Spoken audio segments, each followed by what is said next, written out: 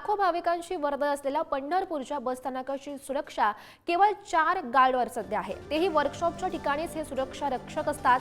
मुख्य बस स्थानकात पोलीस कक्ष आहे, मात्र पोलीसच त्या ठिकाणी नसतात। मुख्य बस स्थानकात महिलांच्या प्रवाशांच्या दृष्टीने असणारी सुरक्षा व्यवस्था ही विठ्ठल भरोसे असल्याचं बघायला मिळत आहे।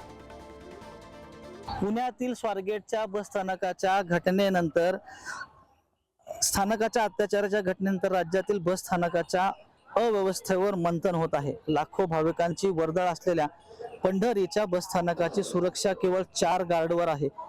तेही वर्कशॉप या ठिकाणी या भागातच हे सुरक्षा रक्षक असतात।